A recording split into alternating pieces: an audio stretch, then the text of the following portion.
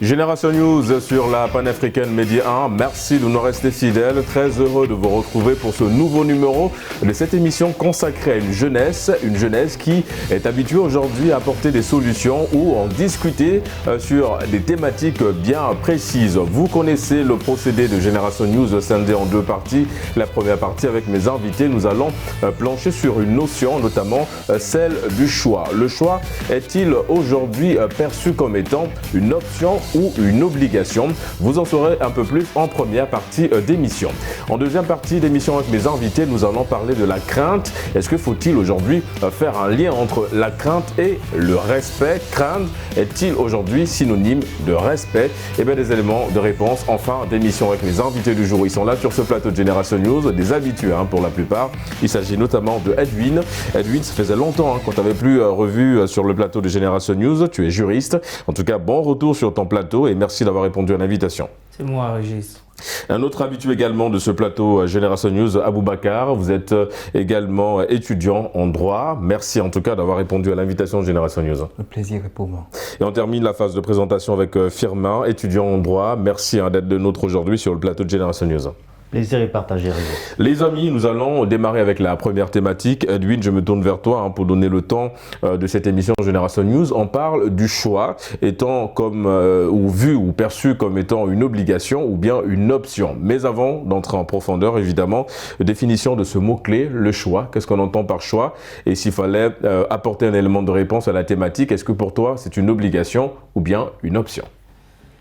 Bon, pour le définir simplement, lorsqu'on parle de choix, on parle de capacité de discernement lorsqu'on est en face de nous deux ou plusieurs situations. Maintenant, par rapport à la question de la problématique, est-ce qu'on est dans l'obligation ou on est dans l'option? Moi, je dirais ça dépend des circonstances ou du moins des situations qui se posent à l'individu. Si je prends l'exemple d'un contrat entre deux personnes, lorsqu'on le conclut, on insère à l'intérieur des clauses. Et ces clauses-là, on est tenu de les respecter. Et on doit signer le contrat à la fin, ce qui veut dire qu'on a le choix de signer le contrat ou pas. Là, on est dans le choix comme étant, on va dire, la possibilité. Maintenant, il y a des situations où, par exemple, on est à la maison, je ne sais pas moi, qu'est-ce qu'on a préparé comme plat, par exemple, et c'est ce qui nous est soumis. Ça veut dire que si on ne le consomme pas, ce plat-là, on risque de mourir de faim, si on peut le dire ainsi. Et en ce moment, ça devient presque, sinon, une obligation. Donc, ça dépend, pour moi, des situations. Alors ça dépend de la situation, Aboubacar, mais c'est vrai que choisir, c'est parfois aussi éliminer. Quand on décide de choisir, on met de côté quelque chose au détriment d'autres. Est-ce que ne pas choisir, c'est quelque part choisir aussi? Oui, tout à fait. Moi, je partage l'idée des livres que ne pas choisir, c'est aussi choisir. Parce que vous savez, René Descartes, un philosophe, nous dit qu'il faut éviter la prévention et la précipitation et n'accepter aucune chose pour vrai avant de la connaître comme telle. Et quand on regarde bien dans cette affirmation, on comprend par là que Emmanuel Kant soulève un élément clé de ce sujet qui est la liberté. Parce que lorsqu'on dit choisir, c'est quoi? C'est la capacité que l'on dispose naturellement à faire le choix entre plusieurs alternatives qui s'offrent à nous. Et lorsque ces alternatives sont là, lorsqu'on décide de faire un choix, naturellement, ce choix est perçu comme une option. Donc pour moi, je pense que ne pas choisir, c'est même aussi choisir. Mais à quel moment c'est perçu comme une obligation? C'est vrai que l'exemple donné par Edwin, ça illustre un petit peu ça, mais en t'entendant parler, on a beaucoup plus l'impression que tu penches du côté de l'option et très peu du côté de l'obligation. L'obligation. Lorsque le choix, on dit, est peut-être perçu comme une obligation, c'est lorsqu'il est conditionné, il est frappé par une certaine contrainte. Voilà. Très souvent, on peut peut-être être confronté, par exemple, lorsqu'on a des responsabilités au sein d'une entreprise ou au sein, je sais pas, d'un groupe social, on peut peut-être être soumis à des contraintes. Et ces contraintes peut-être peuvent être perçues comme des formes d'obligation. Et lorsque mais si on t'oblige à choisir, est-ce que c'est vraiment un choix? Parce que le choix, il faudrait que ça vienne aussi de toi. Il faudrait qu'il y ait quelque chose derrière qui te pousse à aller à droite plutôt qu'à gauche. Mais si c'est sous, je ne sais pas, la contrainte, est-ce que c'est vraiment un choix? Oui, moi je pense que c'est toujours un choix, parce que même si la contrainte est là, peu importe la forme de la contrainte, même si elle est violente, c'est toujours un choix. Parce qu'on a aussi la possibilité de ne même pas choisir lorsqu'on est face à la contrainte. Ouais. Donc, peu importe que la contrainte soit là ou pas, on a l'obligation de choisir, on a en tout cas la possibilité de choisir ou de ne pas choisir. Donc, c'est toujours bien évidemment une option. Est-ce que tu l'as toujours perçu comme ça, mon cher Firmin, le choix comme étant une option, ou pour toi, aujourd'hui, on est beaucoup plus confronté à la théorie de l'obligation que de l'option? Bon, avant tout, Régis, j'aimerais d'abord un peu situer la notion même de choix. D'accord. Parce que lorsque vous regardez la notion de choix, elle renvoie plus ou moins à ce qu'on appelle un acte de préférence. Je rappelle ici que nous sommes des juristes et l'acte de préférence peut plus ou moins être plus ou moins assigné à des personnes, ou j'ai envie de dire à une chose. Lorsqu'on nous demande plus ou moins de choisir, c'est parce qu'en face de nous, nous avons une option. Une option, contrairement à l'obligation qui est ici une sorte de contrainte. Autrement dit, il n'y a pas une autre possibilité. Tenez, je vous prends un exemple simple. Lorsque vous avez, comme il a dit tout à l'heure, un contrat. Le contrat, bien qu'il soit une émanation de volonté, on peut, dans un premier temps, dire que l'on ne pourra pas d'accord le signer, ou bien que l'on pourra le signer. Mais cette option est en quelque sorte ce qu'on qualifie de pourparler. De pourparler dans la mesure où on ne peut plus avoir une option lorsqu'on sort de la période des pourparlers. On est dans une situation d'obligation lorsqu'on arrive dans un contrat proprement dit. Et qui dit obligation dit contraint à respecter. Ce qui n'est pas le cas généralement lorsqu'on parle de choix, parce que lorsqu'on parle de choix, on a face à nous une certaine fourchette de possibilités et que l'on pourrait plus ou moins choisir. Ce qui n'est pas le cas en ce qu'il s'agit de l'obligation. D'accord. Aboubacar, tu veux rebondir sur un point? Un élément qu'il a soulevé qui est très essentiel, parce que lorsqu'il dit que quand on est dans le cadre par exemple d'un contrat, parce qu'on sait que le contrat il est conclu soit entre une entité publique avec une personne ou entre des particuliers. Et maintenant, lorsque vous êtes à la phase même du pré-contrat, c'est-à-dire le début du contrat, c'est que si vous choisissez de partir jusqu'au niveau des pourparlers, c'est parce que là, vous avez fait déjà un choix d'aller au niveau des pourparlers. Donc, c'est toujours une option. Parce que cette option s'offre à vous de partir ou de ne pas partir. Ouais. Et dès lors même que vous devez conclure un contrat, c'est parce que vous choisissez déjà de conclure le contrat. Donc, c'est déjà une option que vous venez de faire là. Donc, c'est un peu ça. D'accord. Justement, par rapport à ça, c'est vrai que là, on est dans le cadre purement juridique et vous êtes à l'aise dans le domaine. Mais revenons un peu dans un cadre purement social. Edwin, moi, ce que je voulais savoir, c'est quel est aujourd'hui potentiellement l'impact du choix dans l'évolution, la construction d'un être humain, par exemple. Mais on va dire, le choix détermine ce que devra être l'être humain demain, ou je ne sais pas moi, dans un futur proche. C'est-à-dire, s'il est amené à faire le choix, s'il le fait bien, on va dire, il réussira. Mais s'il le fait mal, ce choix peut gaspiller toute sa vie. Par exemple, au niveau des études, on a des gens qui peuvent dire aujourd'hui qu'ils arrêtent. Ils ne vont plus jusqu'à un certain niveau. Ils décident de se lancer, je ne sais pas moi dans quoi par exemple. L'entrepreneuriat ou le commerce par exemple. Oui, ça peut marcher par exemple. Ça peut ne pas marcher. À ce moment, si ça ne marche pas, on dira qu'il avait fait le mauvais choix. Si ça marche, on dira que bon, il a fait le bon choix. Donc, le choix ici, il est déterminant dans ce que l'individu veut être, dans ce que, on va dire, le chemin emprunté par l'individu. Mais est-ce que c'est pas un peu biaisé si à partir du moment où c'est les autres qui jugent de la qualité de notre choix? Parce qu'en général, on a, comme vous l'avez souligné tout à l'heure, des personnes qui viennent nous dire, bah écoute, Edwin, je pense que tu as fait un mauvais choix, tu aurais dû faire ça, tu aurais dû faire ça. Est-ce que c'est pas nous-mêmes de juger de la qualité du choix, s'il est bon ou mauvais? Oui, normalement, le choix revient à l'individu. Parce qu'on estime que celui qui sait ce qui est bon ou ce qui est mauvais pour lui. Mais après, comme tu le dis si bien, ce choix peut être influencé par des personnes extérieures. Là aussi, tout dépend du regard que ces personnes-là ont de nous, en fait. Elles peuvent nous conduire à faire des bons choix, comme des mauvais choix. Donc, tout dépend des situations et des circonstances, moi je pense.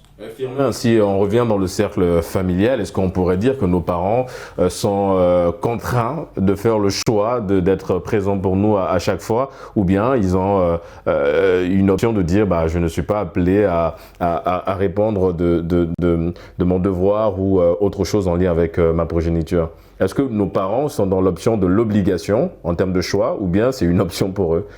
Je crois que c'est selon la période d'une personne, en fait, selon la vie et selon l'âge également de la personne. Parce qu'à un certain âge, les parents n'ont pas cette option-là de vous dire ce que vous devriez faire. Non, les parents ont l'obligation, c'est d'ailleurs un devoir pour chaque parent d'indiquer, d'accord, le syllabus, j'ai envie de dire, à son enfant par rapport à l'environnement, par rapport aux circonstances. Et à un certain âge, l'individu, après avoir reçu une certaine maturité, peut se dire, hop, les parents, oui, je vous respecte, mais à un moment donné, j'ai le droit de choisir, j'ai besoin de mon espace, j'ai besoin de partir peut-être de votre environnement. Ça, c'est un acte plus ou moins préférentiel dans la mesure où l'individu est tout de même déjà capable de choisir et mettre de côté le choix imposé, j'ai envie de dire, par ses parents. Pourquoi aujourd'hui la perception du choix est plutôt, on va dire, c'est devenu en fait un élément central de la société d'aujourd'hui. On a l'impression qu'en fait on nous juge en fonction de nos choix et que c'est, comme je disais tout à l'heure à Edwin, c'est l'autre qui définit la nature du choix ou encore la gravité même de l'impact que ce choix-là, mauvais ou pas, peut avoir sur ma personne. Pourquoi et comment aujourd'hui les choix qui nous définissent ou qui vont nous définir demain et se retrouvent au centre mais vraiment d'une préoccupation majeure pour l'autre?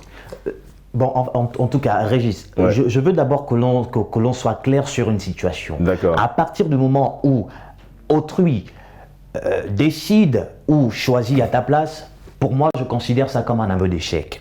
Dans la mesure où on a la pleine capacité de jauger ce qui est bon pour nous, ce qui n'est pas bon par le choix. Oui, mais l'orientation, c'est pas forcément une mauvaise chose. Enfin, je vais dire, si tu prends conseil auprès de Aboubacar, par exemple. Oui, Aboubacar? Oui, en fait, il soulève le caractère personnel du choix. C'est un élément très essentiel d'ailleurs, et je trouve que c'est très important. C'est qu'il dit, vous savez, le choix, il doit être personnel.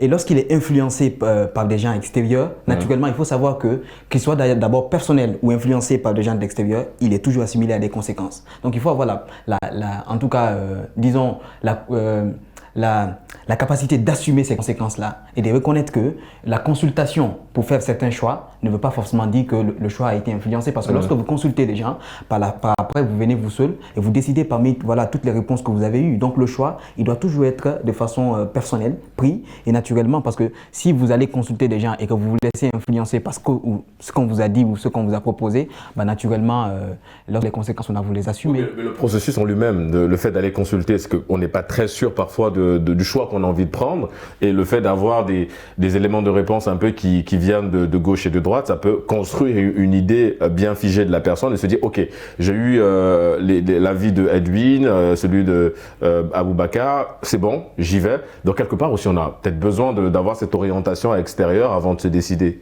Bon, de toute façon, l'orientation elle reste aussi une bonne chose, mais moi ce que je pense c'est que quand on va consulter des gens, on doit d'abord faire ce qu'on appelle une rétrospection. Une rétrospection sur tous les avis qu'on a reçus ou toutes les consultations. Et après, on décide seul si on doit choisir ou pas. D'accord. Et dans le milieu professionnel, mon cher Edwin, est-ce qu'on a toujours le choix? C'est vrai, vous avez parlé de l'aspect du contrat, mais je veux dire, lorsque, par exemple, dans un entretien d'embauche ou bien le fait que vous soyez déjà au sein même de cette cellule-là professionnelle, est-ce que du coup, les choix qu'on doit prendre, est-ce que ça doit venir vraiment du côté d'une option ou bien d'une obligation parfois quand on est dans le milieu professionnel, les choix que nous faisons? Bah, après, ça dépend quel type de choix, par exemple. Le choix, par exemple, de démissionner ou le choix, par exemple, de prendre le courage d'aller voir le boss, de dire je mérite une prime ou tout le reste, ou le choix de dire ok, aujourd'hui, je suis contre un processus dans l'établissement qui n'avance pas. Pourquoi on n'a pas parfois ce choix-là, en fait, je veux dire? On l'a toujours, comme ils l'ont si bien dit, on l'a toujours. Maintenant, après, c'est peut-être par peur de représailles qu'on ne le fait pas. Parce qu'en réalité... La démission, par exemple. La démission, je veux dire, c'est personnel. Oui, mais pourquoi beaucoup ont souvent peur de le faire? C'est ce que je dis, en fait. C'est pas peur de représailles. On est dans une société où, malheureusement, certaines choses ne sont pas prises comme elles devraient l'être. C'est-à-dire, un patron ne prend pas forcément le fait que l'un de ses employés démissionne de la meilleure des manières. Il ne va pas le prendre comme étant le fait, par exemple, que ce dernier ne se sente plus à l'aise dans cet environnement ou que ce dernier veut peut-être relever d'autres défis. Ouais. Il peut le prendre d'une certaine, on va dire, de manière personnelle, en fait, comme si c'était une confrontation entre lui et l'employé, alors que ça reste un choix. Ouais. Lorsqu'on arrive dans un environnement de travail, on a le choix d'accepter tout ce qui est proposé ou de refuser, en fait. Ouais. Donc ça ne devrait pas, pour moi, être considéré autant de points comme... Je sais pas moi. Firmin, est-ce qu'aujourd'hui, ce choix, le choix, comme encore l'a souligné Edwin, c'est un élément essentiel dans la construction d'une personne, mais est-ce que nos choix, parfois, ne nous plongent pas dans des situations un petit peu sombres, j'ai envie de dire, où aujourd'hui, on est obligé parfois de faire certaines choses, parce qu'en fait, on s'est laissé dicter par un choix assez sombre, j'ai envie de dire. Justement, c'est la raison pour laquelle j'ai dit tout à l'heure que lorsque l'on demande la vie en principe d'une personne, c'est parce qu'on a renoncé à notre capacité à réfléchir. Dans la mesure où la vie parentale, encore une fois, je le dis, peut être recevable. Mais dès lors que l'on sort de ce cadre-là, et dès lors que l'on a déjà acquis un certain âge, on est en habilité, en capacité de choisir. Maintenant, sur le plan professionnel, si on doit prendre une décision, si on doit faire un choix sur le plan professionnel, je crois que ça peut être, comme il a dit, comme étant une sorte de confrontation. Comme étant une sorte de confrontation dans la mesure où lorsque vous arrivez dans une entreprise, mais je suis désolé, vous serez obligé de vous accommoder aux conditions fixées par l'entreprise. Et si vous arrivez avec une idée plus ou moins, une idée évolutive par rapport à la situation, par rapport à la conjoncture, le boss pourra peut-être voir ça comme étant un affront.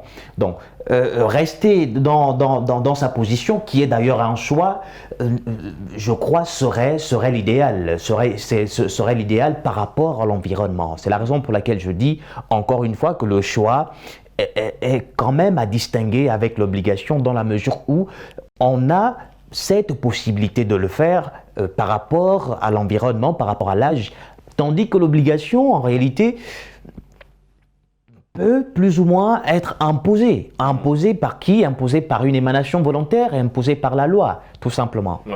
Alors, je reviens un peu dans le cercle familial. Tu voulais rebondir sur un point? Oui. Rapidement, avant que Aboubacar ne prenne la parole. En fait, je ne suis pas très d'accord avec Firmin lorsqu'il dit que oui, on arrive dans un environnement, on est conscient de ce qui se passe et que l'on devrait rester là. Non, attention, on est dans un environnement, on est conscient des règles, si on veut le dire ainsi, ou du moins du fonctionnement de l'entité. Mais après, dans l'évolution, au bout d'un certain temps, il y a des réalités que l'on ne connaît pas forcément. Et que seule la personne qui est dans cette position-là à ce moment subit. Donc on ne peut pas dire comme ça que cette personne devrait faire le bon choix pour cette personne, c'est de rester là et de subir.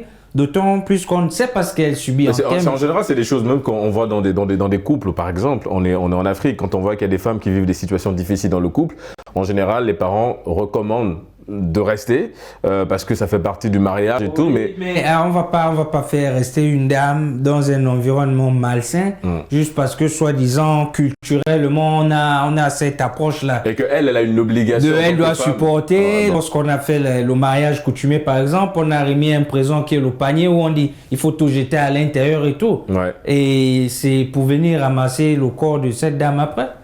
Donc, c'est juste ce que je voulais souligner. Le choix aussi, c'est vrai, on l'a dit tout à l'heure, la question je te la pose aussi mon cher Aboubacar, est-ce que ce choix-là aujourd'hui ne nous conditionne pas, mais de façon un petit peu barbare si j'ai envie de dire, ou de façon drastique? Est-ce que les choix aujourd'hui sont, c'est vrai, l'émanation de ce que nous voulons quelque part aussi derrière, mais qu'on a besoin d'orientation, qu'on a besoin d'une forme de validation collective avant de se dire ok, on se lance dans ça. Est-ce qu'aujourd'hui, quand on voit l'avènement des psychologues et tout ça, est-ce que ce ne sont pas des gens aujourd'hui qui ont besoin de nous soigner de l'intérieur parce qu'on a l'impression que nos choix sont parfois biaisés et que ces choix-là, en fait, nous tuent de l'intérieur? Bon, peut-être qu'on peut peut-être, voilà, avec l'avènement des psychologues, des gens qui vont, en tout cas, consulter les gens, on peut peut-être aller consulter des gens pour, voilà, voir si nos choix sont bons ou pas et tout. Mais moi, je pense que c'est pas trop recommandé, voilà, parce que très souvent, lorsque vous consultez des gens ou lorsque vous partez vers des gens pour faire, voilà, une forme de consultation sur vos choix personnels, vous faites une option d'aller les voir. Vous choisissez d'aller voir des gens pour connaître exactement ce qu'ils pensent de vos choix. Et ces choix-là, comme je l'ai toujours dit, par exemple, lorsqu'il a soulevé le cadre professionnel, quand on prend par exemple la démission, quelqu'un qui est dans une entreprise, on sait que dans une entité, il y a des règles bien définies qui, bien évidemment, définissent le fonctionnement. Et que vous, par exemple, vous ne vous sentez pas à l'aise dans cet environnement et que vous voulez démissionner. Voilà, là, vous avez le choix de démissionner. Vous n'êtes pas obligé d'y rester. Soit vous rédigez votre démission et vous déposez, vous partez. C'est comme ça que ça se passe. Et naturellement, quand vous revenez sur beaucoup d'aspects, vous vous dites, bah, mais finalement, j'ai choisi de partir et je dois assumer les conséquences parce que chaque choix que nous faisons est toujours assimilé à des conséquences qui notamment, voilà. C'est pourquoi quand on fait un choix, on doit avoir l'outrecuidance d'assumer ces conséquences qui viendront par la suite. Ouais, et comme on dit, choisir, c'est assumer quelque part aussi derrière les amis. On marque une courte pause, on se retrouve dans une poignée de minutes pour la deuxième et dernière partie d'émission. Nous allons parler de la crainte et du respect. À tout de suite.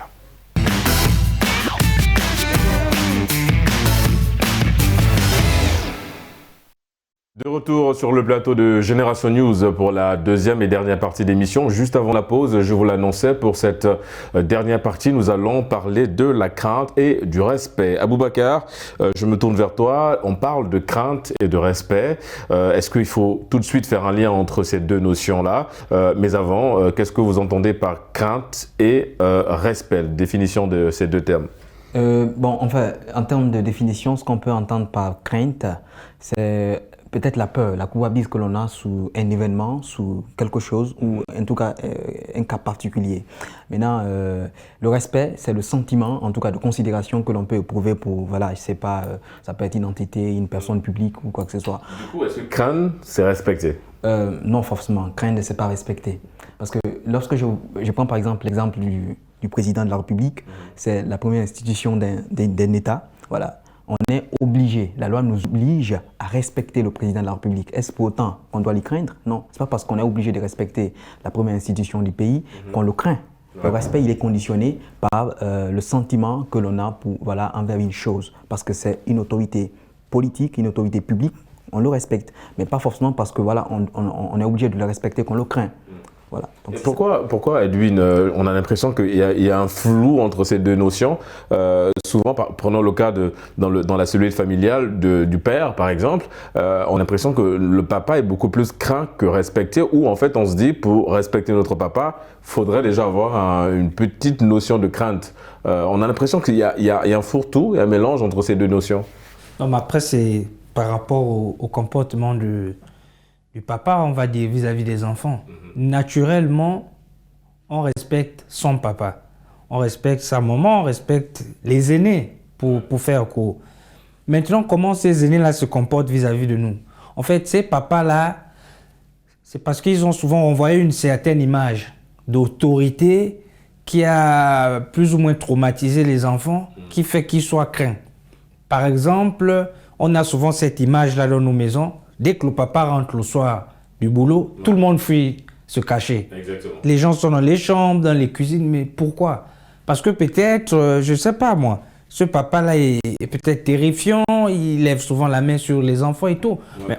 Mais ça ne devrait pas être ainsi, parce que c'est notre papa. Est-ce que c'est pas une question d'éducation aussi? Prenons le cas où le papa n'est pas terrifiant, on a l'impression que nous, si on doit respecter un aîné, comme tu l'as souligné, il faudrait aussi qu'il y ait un peu de crainte derrière. En ce moment, si c'est un aîné, si l'aîné ne se comporte pas d'une certaine façon, on ne devrait pas le craindre. D'accord. Parce qu'on craint quelque chose ou une personne, c'est par peur de représailles, le plus souvent. D'accord. Firmin, la crainte et le respect pour toi, c'est vraiment deux notions à dissocier et à aucun moment il y a cette possibilité de faire un lien. Je crois qu'il faudra faire une dichotomie entre la crainte et le respect dans la mesure où la crainte est un sentiment de peur, tandis que le respect ici est un sentiment d'admiration. En ce qui s'agit de nos cellules familiales, on observe souvent, le plus souvent, des enfants qui ont un comportement de peur vis-à-vis de leur père, généralement. Mais ce n'est pas aujourd'hui quelque chose qui sort de l'ordinaire, parce que cela va également du comportement que le parent a au sein de la cellule familiale. Parce qu'il faut le rappeler, la famille est un soubassement familial. Et comme mon père me le dit souvent, il me dit, bon, écoute fils, je ne veux pas que tu aies peur de moi. Je lui dis, mais pourquoi? Il me dit, je ne suis pas un monstre. Je lui dis, mais pourquoi tu me dis que je ne dois pas avoir peur de toi parce que tu n'es pas un monstre? Il dit, non, moi je veux que tu me respectes. Donc, vous comprenez que par rapport à cela, il y a quand même une grande différence à faire par rapport entre la crainte et le respect. Ouais. Et le respect, naturellement, c'est comme Edwin l'a souligné, ça dépend du comportement, ça dépend aussi de comment tu te comportes avec les autres. Donc, on parle du savoir-être, le savoir-vivre quelque part. Mais on a l'impression qu'aujourd'hui, pardon, ce respect-là, aujourd'hui, en tout cas dans certaines situations, est conditionné par l'esprit de crainte. On a même l'impression qu'aujourd'hui, sur le continent, les personnalités, entre guillemets, sont beaucoup plus attachées à la crainte qu'au respect. Je crois bien que c'est une erreur d'interprétation. De la part de qui? De la part de la population, de la part de nous, Africains, parce qu'on a du mal à comprendre certaines choses, il faut le dire. Parce que lorsque vous regardez même nos forces de l'ordre, mais l'Africain a peur des forces de l'ordre. Oui, c'est pourquoi je dis qu'en fait, il y a une confusion entre la crainte et le respect. Et on a même l'impression que ce sont ces forces de l'ordre-là, l'on de vouloir tirer à boulet rouge sur ces forces de l'ordre. On sait ce qu'elles représentent pour nous aujourd'hui. Mais Aboubacar, justement, on a l'impression qu'en fait, ce que Firmin vient de dire, la confusion, elle est à ce niveau-là. Mais c'est surtout eux qui nous imposent en fait cette crainte-là. Justement, c'est de la manière dont les deux notions s'exposent dans la société, ou de manière pratique. Parce que lorsqu'aujourd'hui, par exemple, il a pris l'exemple des forces de l'ordre, et regardez les manifestations qui se passent naturellement, quand on appelle, naturellement, ce sont des manifestations qui doivent être pacifiques. Mais lorsque vous tirez à bout portant sur les populations, ça prend une autre tournure, naturellement, les gens auront peur de désormais sortir. Vous voyez, par exemple, des enfants, lorsqu'ils voient un policier dans la rue, naturellement il a peur de lui parce qu'il s'est dit ce qui se passe dans le pays, ce qui se passe dans notre environnement est très dangereux. Donc c'est la manière dont ces deux notions se pratiquent, naturellement s'exposent dans le quotidien de nos vies, qu'on peut avoir une certaine crainte. Et du coup, on perd le respect dans cette description que tu viens de faire. On perd la notion de respect. Là, on est beaucoup plus dans la crainte. Oui, naturellement, parce que lorsque vous craignez quelqu'un, moi je ne prends pas cela comme du respect. Parce que le respect, il doit être naturel. Il vient naturellement. Vous devez respecter quelqu'un de façon naturelle, sans pour autant qu'il y ait une contrainte. Vous devez exprimer ses sentiments, éprouver ses sentiments, sans que l'on ne vous l'impose, ou peut-être par une certaine forme de pression, ou je ne sais pas. Ouais, et ça, c'est quelque part aussi, c'est vrai, parce que comme on dit dans l'environnement, Edwin, dans notre quotidien, on a vraiment, je ne sais pas pour vous, mais c'est l'impression qu'on a, c'est qu'aujourd'hui, quand on veut se faire respecter, on a d'abord l'impression qu'il va falloir installer de la crainte chez l'autre. On prend le cas par exemple d'un directeur d'une entreprise, le chef d'une entreprise. Lui, tu as l'impression que lui, ce qu'il veut, c'est pas tant le respect, c'est d'abord la crainte. Faut d'abord que mes collègues, mes employés ou bien mes collaborateurs arrivent à avoir une sorte de peur, de telle sorte que quand j'arrive, quand je parle, facilement on va m'entendre, facilement on va m'écouter. Mais pour beaucoup, en fait, planchent difficilement sur le respect. Ils veulent d'abord installer la crainte. Pourquoi cet élan de supériorité qu'on veut toujours avoir, mon cher Edwin? C'est humain. Comment l'expliquer? Je ne sais pas. Il faut peut-être se rapprocher des psychologues. Ils sont plus outillés sur la question. Des psychiatres, c'est cela. Justement, tu viens de toucher le point central de ce sujet. C'est justement de là où part tout ce que nous sommes en train de dire en fait. C'est-à-dire, on installe aujourd'hui un sentiment de crainte du plus grand vis-à-vis du plus petit ou du chef vis-à-vis de celui qui est plus bas hiérarchiquement. Subalterne. Voilà, du subalterne. Et c'est ce qui n'est pas bien. Moi, je le dis souvent, c'est pratique, on peut le voir chez moi. Hein. Je suis avec mes petits frères comme si c'était des amis. Hein. Ouais. Les gens ont même souvent du mal à croire que je suis leur grand frère. Ils se disent qu'on est vraiment amis. Mais parce que j'ai compris que ce n'est pas en installant la crainte qu'ils vont me respecter. Je peux bien bomber le torse en disant je suis le plus grand, écoutez, faites comme ça, comme ça. Mais je me dis que si je le fais, je ne vais pas arranger les choses. Exactement. Parce que qu'on le veuille ou pas, ce sont des hommes qui, pour la plupart, à un moment, un homme ne veut pas que l'homme monte sur sa tête. Il y aura comme un esprit de rébellion que je vais nourrir en eux. Et le jour où ça va éclater, malheureusement, on va assister à autre chose. Donc, c'est cela le véritable problème. Parce que les gens, au lieu de se faire respecter, veulent se faire craindre. Le respect, c'est comme Aboubacar l'a dit, c'est naturel. Ouais. J'ai un aîné, je dois le respecter, c'est naturel. Mais à partir du moment où ça devient une contrainte, c'est-à-dire l'aîné met en place des mécanismes non recommandables pour que je puisse adhérer à ses propos ou à ses positions, là, ça devient problématique. C'est vraiment le sempiternel problème aujourd'hui que nous avons, mon cher Aboubacar, avant de donner la parole à Firmin. C'est qu'aujourd'hui, on vit dans une société où la crainte est devenue, on va dire, l'option ultime. Si on veut adhérer à un projet, si on veut aujourd'hui être l'employé du mois, si on veut être, je ne sais pas, autre chose. Parce que, prenons le cas restons dans le domaine professionnel, prenons le cas d'une entreprise où il y a un patron qui exerce de la crainte au lieu du respect vis-à-vis de ses collaborateurs. Quelque part, est-ce qu'on n'aura pas un impact un peu négatif sur la production ou les capacités de production de personnel? Justement, c'est parce qu'aujourd'hui, on a cassé les codes dans nos sociétés. C'est pourquoi même dans le cadre professionnel, dans une entreprise, si un patron impose, ou bien en tout cas cultive une forme de peur pour que ses collaborateurs lui respectent, mais il est totalement dans le déni, il se trompe. Oui, parce que des fois, ils installent, on ne voulait t'interrompre, hein, c'est pour aller dans le même sens que toi, des fois, ils installent on va dire, ils mettent en place des mécanismes, il y a le côté inaccessible. Parfois, tu as du mal à avoir accès à ton patron pour discuter sur des choses. Il y a ce côté vraiment où on a l'impression qu'il y a une absence de considération. Alors, ce n'est pas un compte que je règle sur ce plateau, mais c'est une observation de façon générale et des retours qu'on a aussi de ce qu'on observe vis-à-vis de certaines situations. Donc effectivement, à ce niveau-là, la production n'aura pas un effet multiplicateur dans la capacité des employés à se dire « Ok, on va se donner parce que notre chef nous installe un respect » et ce respect, comme tu l'as dit, il est mutuel. Justement, oui, tout à fait. Et là, quand c'est comme ça, il y a toujours des effets négatifs parce que les gens n'arriveront pas, n'effectueront pas obligatoirement. Ils peuvent peut-être bien faire leur tâche, mais ils seront toujours sous l'emprise de cette crainte en disant que si je ne fais pas ça, je peux même être sanctionné par une démission, ou je peux être envoyé. Donc, il y a toujours cette forme de pression qui sera exercée autour d'eux et naturellement qui s'exprime par une forme de crainte qui n'est pas forcément naturelle. Du respect. Alors, Firmin, c'est vrai qu'on parle depuis un bon bout de temps de la crainte, beaucoup plus sur l'aspect un petit peu négatif. Faut-il aujourd'hui, parce qu'on nous dit souvent où il y a du négatif, apprenons à tirer du positif. Y a-t-il du positif dans la crainte, dans le fait de craindre quelqu'un? Y a-t-il du positif? Je prends par exemple le cas de notre éducation. On a été éduqués par nos parents avec, on va dire, une bonne touche de crainte quand même. On a parlé de papa, on a parlé de maman, parce que à partir du moment où on avait de la crainte vis-à-vis de maman, quand elle demandait quelque chose, on est d'accord que tout de suite on y allait. Il n'y avait pas derrière un truc où même quand tu boudais, mais tu faisais ça seul derrière.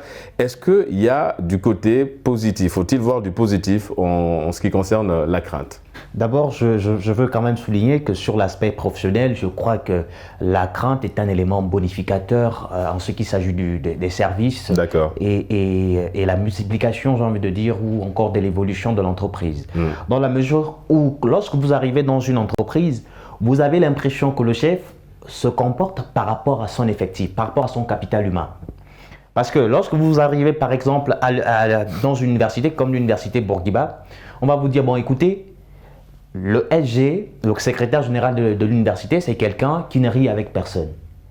Mais je vous assure que nous sommes des Africains, nous sommes des Gabonais. Si vous regardez bien, lorsqu'un aîné ou lorsqu'une autorité, lorsque le chef d'une entreprise s'hasarde à des jeux, j'ai envie de dire, À être un peu plus à un ouvert. certain laxisme en fait envers son capital humain. On va peut-être faire face à une certaine passivité et on va peut-être oublier l'essentiel.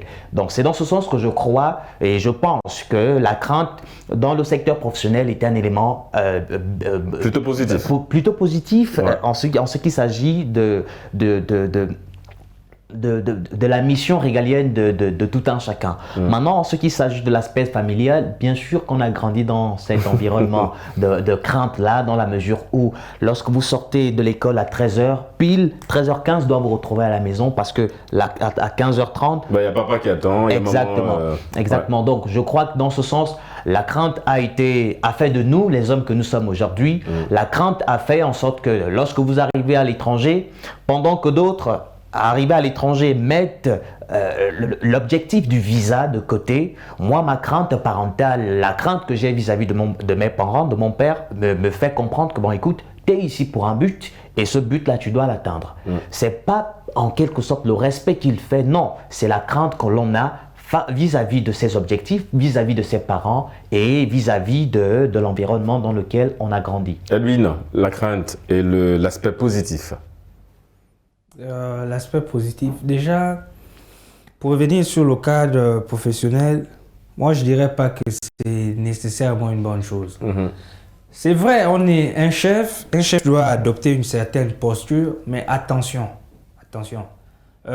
comment dire, susciter de l'engouement ne devrait pas être synonyme de terroriser ses collaborateurs. En fait, éviter la chefferie, mais être dans le management. Voilà. Et un management, je dirais même, participatif.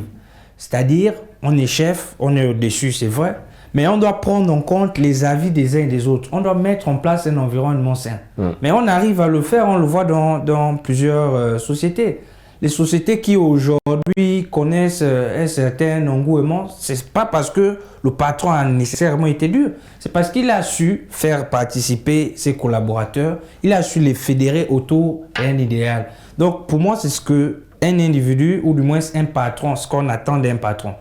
Parce qu'un patron qui vient, oui, c'est vrai, il faut booster l'entreprise, il faut, je sais pas moi, il y a la concurrence et tout. Mais si un patron brille par ce que je vais appeler ça comment? Par le traumatisme vis-à-vis de ses collaborateurs, mais on va observer quoi? C'est des démissions à non point finir et c'est une mauvaise publicité de cette entité-là ou de cet individu-là. Ah tiens, il y a un patron de telle société, lui, de toutes les façons, ce qui fait qu'au final, il reste avec qui? Je ne sais trop moi. Et c'est quoi l'avenir de la structure? Donc il faut peut-être, comme on dit, allier la carotte et le bâton, trouver la stratégie. Le dosage est assez compliqué, mon cher Aboubacar. Il faut être un chimiste pour pouvoir avoir le bon dosage du respect et de la crainte, ce que malheureusement on n'a pas, quand on observe tout ce qu'on vient de dire aujourd'hui, on n'a pas d'excellents chimistes. Effectivement, parce que ce qu'il dit est très intéressant. Lorsque vous êtes d'abord, que ce soit un père de famille, un chef d'entreprise ou même le président de la République, c'est le leadership qui conditionne tout cela. Parce que lorsque vous cultivez la crainte autour de vous, mais naturellement, vous devenez un mauvais leader, vous n'êtes pas un bon leader. Je prends l'exemple de, comment on appelle, celui qui est aujourd'hui l'une des, je peux dire même la plus grande figure panafricaine contemporaine, Thomas Sankara, lorsqu'il était président. Est-ce que vous avez vu comment il a exercé son pouvoir, son temps de pouvoir? Il était toujours proche auprès des populations. C'est quelqu'un qui se voyait, qui s'identifiait dans les aspirations du peuple. C'est quelqu'un qui s'identifiait dans tout ce que il voyait autour du quotidien de son peuple. Et là, c'est ça un bon leader. Donc là, il n'a pas essayé d'imposer une forme de crainte. Et aujourd'hui, pourquoi au-delà de son pays il est aimé? C'est parce qu'il a posé effectivement le sens du leadership. Il a cultivé un leadership vraiment qui est basé sur le respect, naturellement, de ce que les autres pensent de nous et de ce que les autres font. Et voilà pourquoi aujourd'hui, naturellement, il est comme une référence. C'est vrai qu'on parle de Thomas Sankara aujourd'hui, mais il y en a tellement. Il y a Nelson Mandela aussi. Il y a tellement de ces figures emblématiques qui ont brillé par cette capacité à être simple, pas simpliste, justement par rapport à la population, l'environnement, l'entourage et tout le reste. Est-ce qu'aujourd'hui, mon cher Firmin, si on se rattache encore à notre thématique, quand on parle de crainte et du du respect, on a l'impression qu'aujourd'hui, comme je disais tout à l'heure, hein, la crainte, elle est là. Est-ce que tout ça aujourd'hui n'est pas à l'origine un peu de cette société qu'on observe aujourd'hui? On a l'impression qu'en fait, l'aspect de domination s'est installé au point où en fait tout le monde a besoin d'être le dominant. Je crois pas. Je crois tout simplement que lorsque vous regardez encore une fois ces deux notions, la crainte et le respect, je crois pour le développement humain intégral et pour le développement de la société, ces deux notions sont complémentaires. Régis, lorsque vous regardez aujourd'hui l'Éthiopie, lorsque vous regardez le Rwanda, nous quand on était jeunes, lorsqu'on vous traite d'Éthiopiens au quartier, ça voudrait dire deux choses. Vous ne mangez pas bien et vous êtes mal vêtu. Ouais. Mais lorsque vous regardez l'Éthiopie aujourd'hui, il n'y a rien à voir avec certains pays. Et lorsque vous partez au Rwanda, en sa tête Paul Kagame, mais vous avez l'impression d'être en Europe. Le Rwanda, c'est la ville la plus propre, c'est le pays le plus propre de l'Afrique, j'ai envie de dire. Mais tout ça est parti de quoi? Tout ça est parti de l'autorité, de l'hégémonie même du président qui, pour moi, a montré un exemple. Attention, pas forcément, on ne va pas verser dans une dictature non plus pour se faire respecter. Nullement, c'est pas de la dictature. En fait, j'ai juste envie de dire que la crainte et le respect, pour moi, sont complémentaires en ce qui s'agit du développement humain, en ce qui s'agit du développement tout simplement de notre société. D'accord. Aboubacar, j'ai l'impression que ce n'était pas très en accord avec... Partage-nous ton désaccord. Bon, avec ce qu'il vient de dire, quand il a parlé du Rwanda, bon, c'est vrai que Paul Kagame, il a un certain leadership, il a affiché ses leadership et aujourd'hui son pays est en avance, mais je ne suis pas d'accord avec lui quand il dit que d'abord le Rwanda est le pays le plus propre en Afrique, non, ça je ne suis pas d'accord avec ça. Je pense que peut-être qu'il a confondu avec Kigali, qui est la ville la plus propre. Ok, donc moi, enfin, je pense qu'il est mieux de faire peut-être, ces deux éléments d'abord ne se complètent pas. Voilà. Dès lors qu'ils ne se complètent pas, pourquoi? Parce que quand vous essayez de compléter la crainte et le respect, soit vous avez l'un ou vous n'avez pas l'autre. Donc soit vous choisissez. Donc il va falloir choisir dès le départ. Soit c'est la crainte que vous installez, soit c'est du respect que vous installez. Mais les deux ne peuvent, pour moi, les deux ne peuvent pas se compléter. Oui, mais lui nous parlait d'avoir le juste dosage, de donner la carotte et la chicotte. Là, lorsque vous parlez du juste dosage, là, ça peut marcher au fait. D'accord. Voilà. Mais s'il dit que vous devez avoir forcément l'autre en pleine effectivité et l'autre en pleine effectivité, là, vous vous confrontez forcément à un chaos. D'accord. Et c'est naturellement le désastre qui se produit. Moi, je pense que quand on est, que ce soit en tout cas un chef d'entreprise ou un père de famille ou un leader, il faut naturellement, comme il a si bien dit, cultiver un dosage entre les deux pour produire quelque chose d'efficace, quoi. D'accord. Donc Edwin, c'est vrai qu'aujourd'hui ça devient compliqué derrière. Ces notions-là s'imposent à nous de fois quelque part. Est-ce que quand on décide, quand on est dans cette figure-là, est-ce que le comportement de la personne, c'est-à-dire que le charisme, l'élégance et tout ça, est-ce que tout ça aussi, ces caractères-là, n'influent pas forcément chez l'autre? Je prends un cas simple. Tu vas voir quelqu'un très bien habillé, qui parle très bien.